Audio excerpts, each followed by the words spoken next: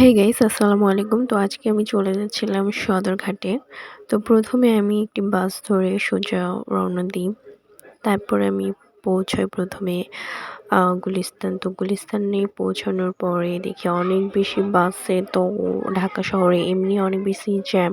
তো এখানে দেখি চাচাও বিরক্ত হয়ে গালে হাত দিয়ে বসে পড়ে এবং আমরা জ্যামের মধ্যে দিয়ে চলে যাচ্ছিলাম। তো তারপর আমরা পৌঁছানোর পরে ওখান থেকে আর বাস যাই না। সো রিক্সা নিলাম। রিক্সা নিয়ে আমরা চলে আসলাম সদরঘাটের দিকে।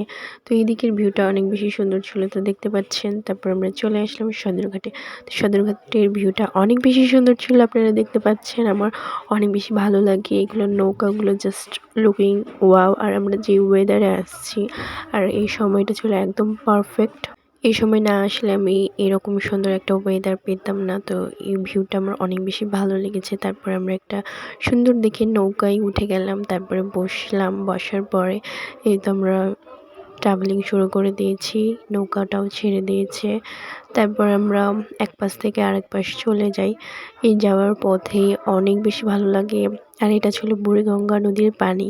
তো এই বুড়িগঙ্গার নাম আমি অনেক বেশি শুনেছি, কিন্তু এবার প্রথম আমি জার্নি করছি। তো পানি ছিল অনেক বেশি কালো, একটু গন্ধযুক্ত, বাট যেহেতু নদীটা অনেক শান্ত ছিল আমার খুব ভালো লাগছিল এবং ঢেউগুলো ছিল অনেক বেশি বড় বড়।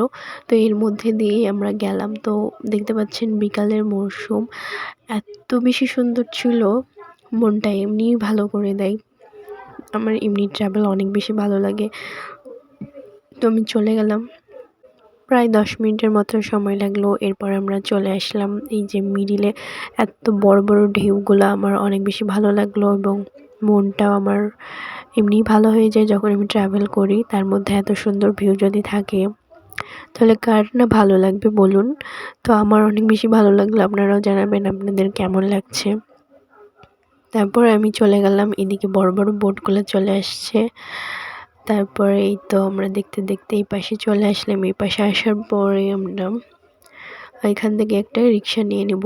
রিক্সা নিয়ে আমরা আমাদের গন্তব্যের দিকে এগোবো এবং আমরা এইদিকে আসি বেশ কিছু ভিউ দেখতে, এবং এদিকটায় আমাদের আসা হয়নি, তো এদিকেও একটু ঘুরে নিলাম। তো এদিকের পরিবেশটা অনেক বেশি সুন্দর এবং শান্ত, দেখতেই পাচ্ছেন অনেক সুন্দর।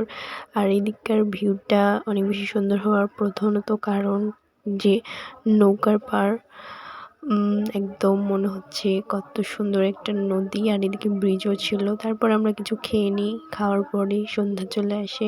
হালকা স্ন্যাক্স করে আমরা চলে যাই, আবারও নৌকায় পার হতে হবে ওইদিকে। পার হয়ে ওদিকে গেলাম। সন্ধ্যাবেলাটা আমার অনেক বেশি ভালো লাগছিল। তারপরে এই যে চারিদিকে লাইট জ্বলছে, এর মধ্যে আমরা অন্ধকারের মধ্যে বুড়িগঙ্গা নদী পার হচ্ছি। তারপরে আমরা এদিকে আসার পরে কিছু হালকা নাস্তা করে নিই। তো মুড়িটা এখানে মুড়ি মাখা বিক্রি করছিল, অনেক বেশি টেস্ট ছিল, সত্যি অসাধারণ হয়েছিল। তারপরে খাওয়ার পরে আমি বাসে চলে আসি এবং বাসে করে আমি একদম সোজা বাসায় চলে যাব। তো এর মধ্যে অনেক বেশি ভিড়, অনেক বেশি জ্যাম ছিল। তারপরে এগুলো উপেক্ষা করে বাসার দিকে চলে যাই।